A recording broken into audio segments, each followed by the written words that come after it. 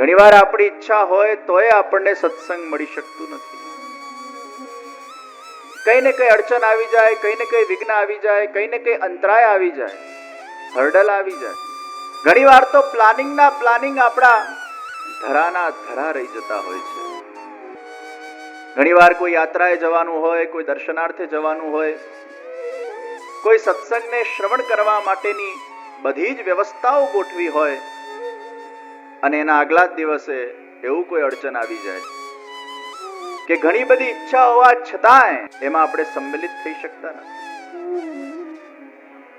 અને ઘણીવાર ઈચ્છા ન હોય અને ક્યાંક કોઇન્સિડન્ટલી સત્સંગમાં આવી જવાય. કઈ જ પ્લાનિંગ ન કર્યું હોય, કઈ જ વિચાર્યું ન હોય, कल्पनाમાં પણ ન હોય કે वो सत्संग में आकर मैं बैठूंगा, लेकिन भगवान ऐसे कोई संजोग, ऐसी कोई लीला हमारे जीवन में करते हैं, उनकी इच्छा से, उनकी कृपा से वो सत्संग की उपलब्धि हो जाती है. आज के समय में देखा जाए तो सत्संग बहुत सुलभ है, नहीं दुर्लभ है. सुलभता से उपलब्ध है, लेकिन वो उपलब्धि को हासिल करने की व्यवस्था कहीं न कहीं ईश्वर के द्वारा प्रदत्त होती है. दुनियाમાં જે વસ્તુ સરળ દેખાય છે એટલી સરળ હોતી નથી. ભગવાન કૃપા કરે ત્યારે એ સરળ બને છે, નહીં તો એ સુલભ વસ્તુ દુર્લભ હોય છે જ્યાં સુધી ઈશ્વર ઈચ્છા કરતો નથી. કેટલાય ચોપડીઓ ને ચોપડીઓ ઘરે પડી હોય, ગ્રંથો ઘરે પડ્યા હોય, ધૂળ ખાતા હોય, ખોલવાની ઈચ્છા થતી નથી, એને વાંચવાની ઈચ્છા થતી નથી. એ કેમ થતી નથી? કારણ કે હજી ઈશ્વર કૃપા થઈ નથી. કેટલી પણ સુલભ વસ્તુ આપણા જીવનના અંદર હોય, પણ એ સુલભ વસ્તુ ત્યારે જ પ્રાપ્ત થાય છે જ્યારે ઈશ્વર વિશિષ્ટ રૂપે જીવ પર કૃપા કરે છે. સત્સંગમાં આવીને બેસવું, ચાહે એક દિવસ માટે હોય, 2 દિવસ માટે હોય, 7 દાડા માટે હોય, અરે 1 કલાક માટે હોય, અડધી કલાક માટે હોય, 1 ઘડી માટે કેમ ના હોય, એમાંય કંઈક ઈશ્વરની ઈચ્છા છે. મેં એવા લોકો જોયા છે કે ઘણીવાર બા બાપુજીને સ્કૂટર પર કે બાઇક પર કે ગાડીમાં મૂકવા આવે, ખાલી પોતે સત્સંગ એમને ગમતું ના હોય કે કરવું ના હોય કે ટાઈમ ના હોય, જે પ્રતિકૂળતા હશે, પણ ઘણીવાર એકાદ સત્સંગનો વાક્ય એમના કાનમાં પડ્યો હોય, પછી વિચાર કરે ચાલ ને જરા 5-1 મિનિટ બેસીને તો જોઉં, અને 5 ના 15 મિનિટ થાય, 15 ના 30 મિનિટ થાય, 30 ના 3 કલાક થાય, અને પછી 7 દાડાની રજાએ મૂકી દેનાર લોકો જોયા છે. એમાં પછી એવો ચસ્કો લાગે, એવો ભગવાનને આકર્ષિત કરી લે, એવું એક ચુંબક ક્યાંક ને ક્યાંક એને અનુભૂત થાય, એક મેગ્નેટિક ફોર્સ એને આમ ખેંચતું હોય. અને આવું જ્યારે થાય ત્યારે સમજવું આ આપણી ઈચ્છા હતી, આ તો એની ઈચ્છા, અને એની ઈચ્છા વગર દરબારમાં અવાય. મને યાદ છે મારી યુકેમાં કથાનું બહુ મોટું આયોજન હતું, અને આખા વર્ષ અમારા નીમુબેન કોટેચા એટલા માઇક્રો પ્લાનિંગ વાળા વ્યક્તિ, આખું વર્ષ કથાના પ્લાનિંગમાં એમને ગુજાર્યું. અમારા સેક્રેટરીઓ ઉપર ને આજુબાજુના લોકો પર એટલા બધા એમના ફોનો આવે, અને બહુ પરફેક્શન વાળા લેડી હતા. ખૂબ એમને મહેનત કરી, અને બહુ હોશ હતી એમના મનમાં કે મારા ઘરાંગણે શ્રીનાથજીની કથા થાય અને કથાના સ્વરૂપે શ્રીનાથજી બાબા પધારે. પણ જુઓ ઠાકોરજીની લીલા કેવી હોય છે. આટલા વર્ષના પ્લાનિંગ હોવા છતાંય કથાના 20 દાડા પહેલા એ ભગવાનના ધામમાં પહોંચી ગયા. 20 દાડા એ ઈચ્છા ધરી રહી ગઈ. એમના સુપુત્રોએ મને પ્રશ્ન કર્યો, મહારાજ આટલી બધી ભગવાનની કથા માટેની કોઈની ઈચ્છા હોય, અને ભગવાન છેલ્લા સમયે એક મારા માની ઈચ્છા પૂરી ન કરી શકે, આવું કરીને ભગવાનને શું મળ્યું? એકાદ કથા થઈ જવા દેતે ને પછી મારા માને ઉપાડી લેતો તો હજી ચાલતે, પણ આવું શા? ત્યારે મેં એ છોકરાઓને સમજાવ્યા કે ઘણીવાર ભગવાન ક્યારેક સંયોગ આપે, ક્યારેક વિયોગ આપે. કોઈક વાર સંયોગથી આપણો ઉદ્ધાર કરે, કોઈક વાર વિયોગથી આપણો ઉદ્ધાર કરે. ભગવાનને ખબર જ હતી આમનો છેલ્લો સમય ચાલી રહ્યો છે. આવા ભગવદીય જીવો પણ મેં જોયા છે કે ઘણીવાર બહુ ઈચ્છા હોવા છતાંય प्रत्यक्ष એમને कथा सुलभ થઈ, परोक्ष रीते एमने तो ईश्वर की इच्छा और कृपा के बिना इस दरबार में कोई आकर बैठ नहीं सकता. और अगर हमारे जीवन में ऐसे अवसर, ऐसी अनुकूलता, ऐसे संजोग अगर प्रकट होते हैं, ये भगवान की बहुत बड़ी अनुकंपा है. અને આજના સમયમાં સત્સંગની વિશેષ આવશ્યકતા. બાહ્ય સમૃદ્ધિ વ્યક્તિને કેટલી પણ મળી જાય, પણ જો આંતરિક રીતે વ્યક્તિ સમૃદ્ધ ન હોય તો બાહ્ય સમૃદ્ધિ એક ખોખલી સમૃદ્ધિ છે. બહુ મોટું ઘર આપણે બનાવીએ, આપણે એટલા ખુશ થઈ, પણ એ ખુશી કેટલા સમય સુધી રહે? થોડાક સમય સુધી.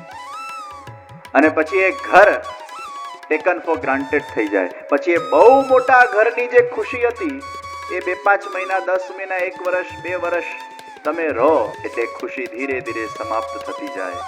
અને પછી તમારાથી મોટું કોઈએ ઘર બનાવ્યું હોય ને એ ઘરમાં તમે જાઓ એટલે પાછું તમારા મનમાં એવું થાય, આ તો આપણું આથી એ મોટું છે, આપણું એનાથી નાનું છે, હવે આવું મોટું થાય તો કેટલું સારું. એ મુકામ પર પહોંચો, હજી આનું મોટું થાય તો કેટલું સારું. વ્યક્તિ ઘર બદલ્યા કરે, સમૃદ્ધિને પામ્યા કરે, સત્તાને પ્રાપ્ત કર્યા કરે. સત્તાને પ્રાપ્ત કર્યા પછી પણ એ તો ભારમાં ને ભારમાં રહે છે. પછી તરત બીજો વિચાર આવે, હવે આ સત્તા જતી રહેશે તો. સત્તા પામવાનું જે મનમાં ઈચ્છા છે એ પમાઈ ગયા પછી તરત પાછો ભય બેસી જાય છે, હવે એ ચલી ગઈ તો. લૌકિકની કોઈ પણ વસ્તુ આપણે પ્રાપ્ત કરશું, એ પ્રાપ્તિમાં ઇનિશિયલ સ્ટેજમાં જેટલો તમને આનંદ થશે એ આનંદ લાંબા ગાળા સુધી ટકી શકતો નથી. એ ક્યાંક ને ક્યાંક શુષ્ક થઈ જતો હોય. બાહ્ય સમૃદ્ધિ એ ખોખલી સમૃદ્ધિ છે. બાહ્ય સફળતા એ ખોખલી સફળતા છે. અગર બાહ્ય સફળતાથી વ્યક્તિ સદૈવ માટે પ્રસન્ન થઈ શકતો હોય, સદૈવ માટે હેપી થઈ શકતો હોય તો એના જીવનમાં એ સાચા અર્થમાં સફળ કહેવાય. એટલે સફળતાની પરિભાષા આપણા ત્યાં આપવામાં આવી કે who is successful, who is happy. If you are happy, you are successful, and if you are successful, you are happy. Happiness and success goes together. Even though you get a big amount of success in your career, but still if you are not happy, then you are not successful. Ultimate goal of a human life is to get happiness. અને બધું પામ્યા પછી પણ અગર વ્યક્તિને happiness મળતી નથી તો એ પામેલી વસ્તુ એક ખોખલી સમ. પણ ભગવાન પણ બહુ ચતુર છે. ભગવાન કહે છે, હે મનુષ્ય, હું તારું સર્જન કરું છું અને તારા સર્જન કર્યા પછી તને બધી જ વસ્તુ હું આપીશ પણ ખરો. કદાચ તારી ઈચ્છાઓ પૂરી પણ થશે, પણ જે હેપીનેસ તત્વ છે, આનંદ તત્વ છે, એની તારા મનમાંથી હું ચોરી કરી લઉં. હેપીનેસ તો કેવલ મારાથી જ તને મળશે. હુકમનો ઇક્કો ભગવાન પોતાના પાસે રાખે છે અને ભગવાન મનુષ્યને ચેલેન્જ આપે છે. दुनिया के कोई भी कोने में तुम जाओ, कितनी भी उपलब्धियों को प्राप्त करो, कितनी भी सत्ता को प्राप्त करो, कितनी भी समृद्धि को प्राप्त करो, कितने भी पैसे को प्राप्त करो, कितनी भी प्रतिष्ठा को प्राप्त करो, फिर भी तुम्हें आनंद की प्राप्ति नहीं होगी जब तक तुम अपने आप को मेरे श्री चरणारविंदों के अंदर समर्पित नहीं करते. तब तक तुम्हें वो आनंद की प्राप्ति नहीं होगी. क्योंकि आनंद बाहर से नहीं मिलता, आनंद अंदर से मिलता है. आनंद शरणागति से मिलता है. आनंद अहंकार रहित कर्म से मिलता है. आनंद मुझसे मिलता है, क्योंकि मैं ही आनंद का स्वरूप. भगवान ज आनंद છે. આનંદ તરફ અગર આપણો દ્રષ્ટિકોણ હશે તો આનંદ મળશે. શાશ્વત તરફ અગર આપણો દ્રષ્ટિકોણ હશે તો આનંદ મળશે.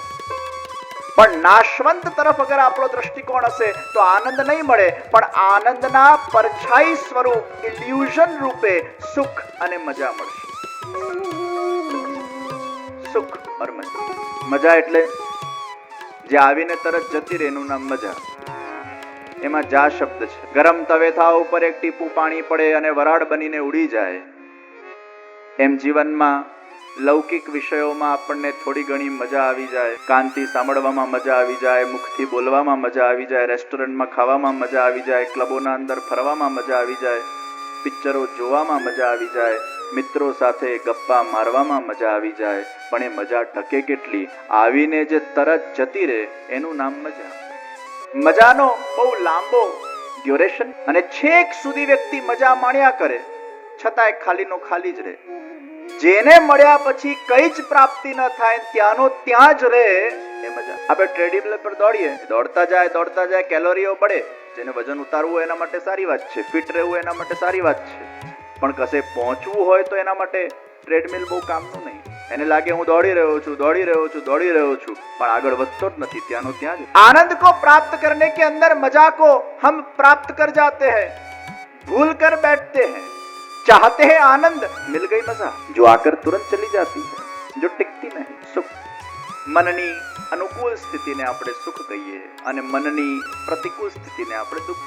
મને એક જણાએ પૂછ્યું કે સુખની ડેફિનેશન શું? મેં કીધું સુખની ડેફિનેશન ઊભી કરવી એનું જ નામ દુઃખ.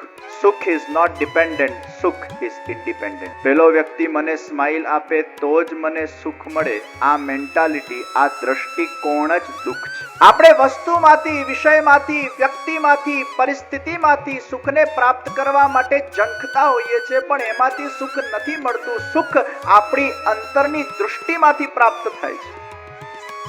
सुख डिपेंडेंट नहीं हो सकता, सुख वो इंडिपेंडेंट होता है. હું ઈચ્છું અને મને મળે, આ મેન્ટાલિટી જ એ સુખ વિરોધી મેન્ટાલિટી છે.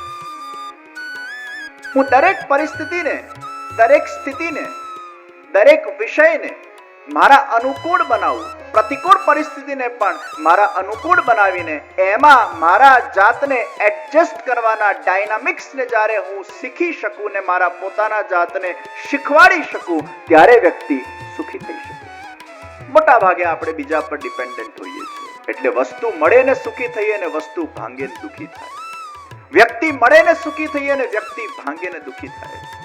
પરિસ્થિતિ મળે અને સારા સંજોગો ઉભા થાય ને સુખી થઈએ અને એ સંજોગો વિપરીત બની જાય, દુઃખી થઈએ. સુખ એટલે મારા दृष्टिए buy one get one free है. आज जिससे सुख मिला कल उससे दुख मिलने ही वाला है, और आज जिससे शायद दुख मिला वो सुख में परिवर्तित हो ही जाता है. ये दिन और रात के जैसा है. आज सुबह का सुख है तो रात का दुख आने ही वाला है, और अगर रात का दुख है तो सुबह सुखरूप होने ही वाली है. सुख और दुख एक ही सिक्के के दो पहलू है. તો મનની અનુકૂળ સ્થિતિ અને આનંદ, સુખ અને દુઃખથી પણ જે પર તત્વ છે. ઇન્દ્રિયોને મજા આવે, મનમાં સુખ થાય, પણ જે આત્માથી મણાય, आत्मा विषय ये आनंद. आनंद का संबंध आत्मा के साथ. व्यक्ति का आत्मा जब जागरूक बनता है, आत्मा एनलाइटन होता है, आत्मा के अंदर जब परमात्मा के साथ का वो दिव्य संबंध का एहसास होता है, तब व्यक्ति उस परमानंद को प्राप्त कर सकता है. जे આપણે બધા જંખીએ છીએ, જે આપણો આત્મા ઈચ્છે છે, પણ છેક સુધી આપણે એને પામી શકતા નથી. કસ્તુરી મૃગના અંદર જ કસ્તુરી હોય છે, એમાંથી સુગંધ નીકળે છે, ચારે બાજુ પરિભ્રમણ કરીને એને જાંચતો હોય છે, આ સુગંધ ક્યાંથી આવે છે, સુગંધ ક્યાંથી આવે છે. મૂળમાં એના અંદરથી જ સુગંધ પ્રગટ થયેલી છે. अंदर ही सुगंध है, अंदर ही आनंद है. वो आनंद को प्रकट करने के लिए आनंद के पास जाना पड़ता है. वो आनंद को प्रकट करने के लिए आनंद की भक्ति करनी पड़ती है. वो आनंद को प्रकट करने के लिए आनंद में लीन होना पड़ता है, तब जाकर उसकी उपलब्धि होती है. ये आनंद स्वरूप साक्षात भगवान श्री कृष्ण છે. અને એટલે જ ભગવાન જે કરે આનંદ માટે નથી કરતા, આનંદથી કરે છે. ભગવાન પૂર્ણ છે. સચ્ચિદાનંદ રૂપાય વિશ્વોત્પત્યાદિ હેતવે તાપત્રય विनाशाय श्री कृष्णाय वयम नमः. भगवान वो पूर्ण पुरुषोत्तम है. भगवान एक ऐसा सूरज है जो प्रकाश प्रदान करता है, लेकिन उनके मन में प्रकाश को प्राप्त करने की कोई झंखना नहीं. वो तो स्वयं प्रकाश देते हैं. जो देते हैं वो लेते नहीं. मनुष्य कुछ दे ही नहीं सकता, क्योंकि उसके पास है क्या. મનુષ્ય કિસી કો આનંદ નહીં દે सकता. આપણે જે વ્યક્તિમાંથી આનંદની અપેક્ષા રાખીએ છીએ કે મને આ વ્યક્તિ સુખી કરશે ને આનંદિત કરશે, પણ એના પાસે સુખ કે આનંદ છે જ નહીં. એ પોતે જ સુખનો ભિખારી બનીને બેઠો છે. જેના પાસે જે છે જ નહીં એ તમને આપી કેવી રીતે શકશે. આનંદ કે પ્રદાતા તો ભગવાન કૃષ્ણ. એકવાર એક દીકરા દીકરીના લગ્ન નક્કી થયા, એટલે પછી બંને દીકરા દીકરી મને મળવા આવ્યા. એટલે મેં દીકરાને પૂછ્યું કે તને દીકરી બહુ પસંદ છે? મને કે હા, છોકરી બહુ સારી છે, સુંદર છે, સુશીલ છે, અને એ મને ચોક્કસ સુખી રાખશે. પછી દીકરીને મેં પૂછ્યું, તને દીકરો ખૂબ પસંદ છે? મને કે હા, દીકરો બહુ સારો છે, યોગ્ય છે, સંસ્કારી છે અને એ મને ચોક્કસ સુખી રાખશે. દીકરો કે છે દીકરી મને સુખી રાખશે અને દીકરી કે છે દીકરો મને સુખી રાખશે. મારા મનમાં વિચાર આવ્યો, આ બંને સુખના ભિખારી થઈને બેઠા છે, કોણે સુખી રાખશે? અરે મારા આના સાથે લગ્ન થાય તો હું એવું કંઈક કરું કે હું એને સુખ પ્રદાન કરું. અને પહેલો એમ વિચાર કરે કે મારા આના સાથે લગ્ન થાય તો હું એવું કંઈક કરું કે હું આને સુખ પ્રદાન કરું, અમે બંને એકબીજાને સુખી રાખીએ. આ વિચારધારા હોય તો કંઈક કદાચ સુખ મળી જાય, પણ સુખને લેવાની જ વિચારધારા હોય તો કોણે સુખી કરી શકશે? सब अपने स्वार्थ में पड़े. मनुष्य अपूर्ण है और भगवान वो पूर्ण है. आनंद के पूर्ण स्वरूप कृष्ण ही आनंद प्रदान कर सकते हैं और इसलिए आनंद से जो भगवान करते हैं उसे हम लीला करते कहते हैं. आनंद को प्राप्त करने के लिए जो हम करते हैं उसे हम कर्म कहते हैं. नहीं कश्चित क्षणमपि जातु तिष्ठत्य कर्मकृत्, नहीं कश्चित क्षणमपि जातु तिष्ठत्य कर्मकृत्. કોઈ પણ વ્યક્તિ એ કર્મ કર્યા વગર રહી શકતો નથી અને કર્મ કરવાનું એક જ પ્રયોજન છે કે હું પૂર્ણ બનું, હું આનંદને પામું. ભગવાન જે કરે લીલા અને મનુષ્ય જે કરે એ કર્મ.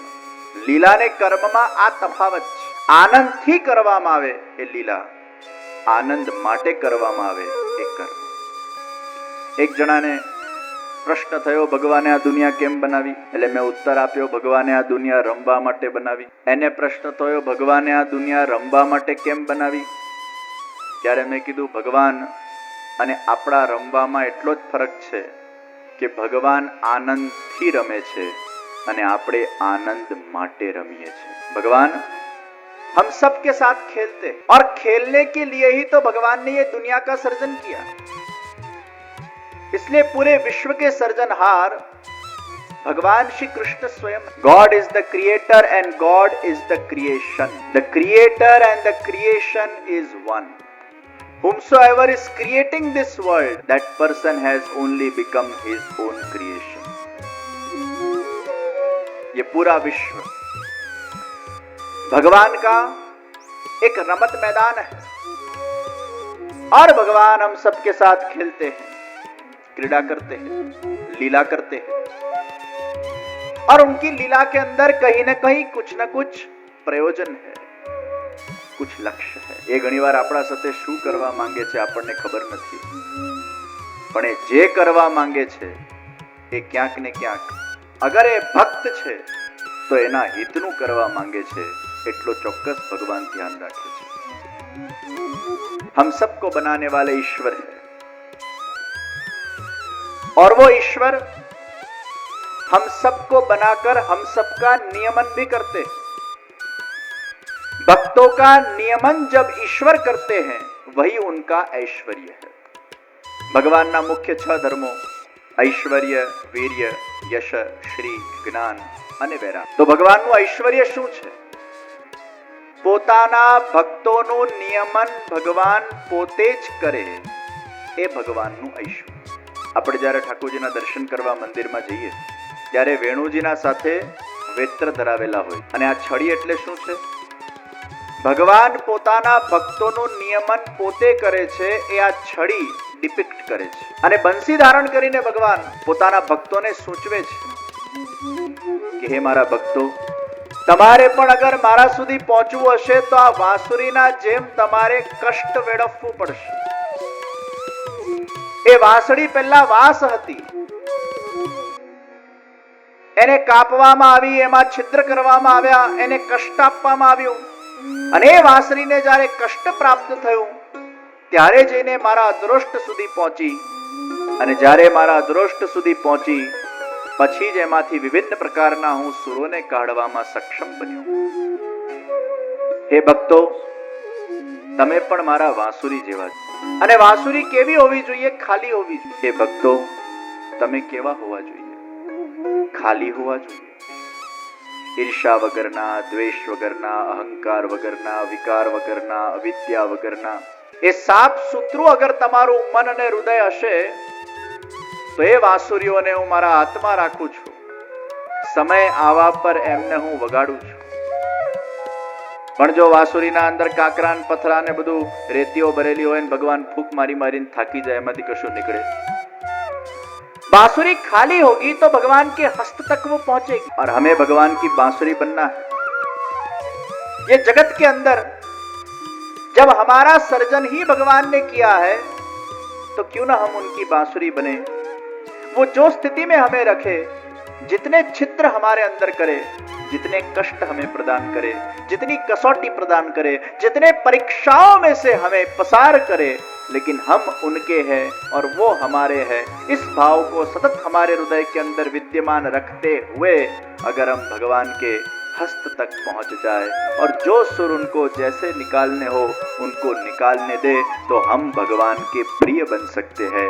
और भक्ति वही है जो हमें भगवान को उनका प्रिय बनाए. फिर जो भी सुर उनको निकालने हो वो भगवान निकाल सके. એટલે તો કહેવામાં આવ્યું, શ્યામ તારી વાંસરી બનીને વાગવું છે મારે. શ્યામ તારી વાંસરી બનીને વાગવું છે મારે. સુર ક્યારે કયા છેડવા એ જોવાનું તારે. શ્યામ તારી बांसुरी बनीने वागू छे मारे. तो भक्त वो भगवान की बांसुरी बने और भगवान छड़ी लेकर उस भक्त का नियमन करते हैं. अर्थात भगवान ही हमारी देखरेख रखते, भगवान ही हमारा ख्याल रखते, भगवान ही हमें अपनाते हैं. और ये भगवान का ईश्वर, भगवान जे चाहे ते करी शके छे. करतुम अकर्तुम मन्यथा करतुम. असंभवने पण संभव भगवान કરી શકે, સંભવને પણ સંભવ ભગવાન કરી શકે. જે ક્યારે વિચારેલું ન હોય એ ભગવાન કરી શકે. એટલે જ ભગવાન પૂર્ણ પુરુષોત્તમ છે અને એ ભગવાનનું ઐશ્વર્ય છે.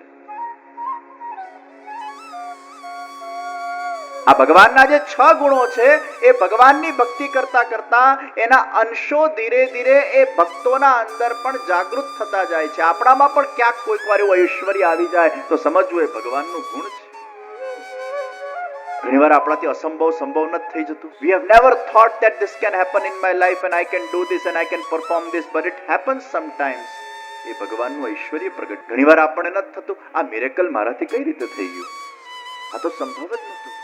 અને પછી આપણે પણ જ્યારે ફ્લેશબેકમાં વિચાર કરીએ કે તમારા દ્વારા આ મિરેકલ થઈ ગયું, એ ઘણીવાર આપણને થાય હે આ મારા દ્વારા ખરેખર થયું, આ તો અકલ્પનીય છે, આ કેવી રીતે થઈ ગયું મારાથી. એ ભગવાનનું ઐશ્વર્ય હતું. ભગવાન જ્યારે તમને ચઢાવવા માંગે છે ત્યારે ભગવાન પોતાનું ઐશ્વર્ય તમારામાં પ્રગટ કરી દે છે. અને ભગવાન જ્યારે તમને આમ નીચે પતનના માર્ગે લઈ જવા માંગે છે ત્યારે ઘણીવાર તમારા અંદર સામર્થ્ય હોવા છતાંય તમે સામર્થ્યહીન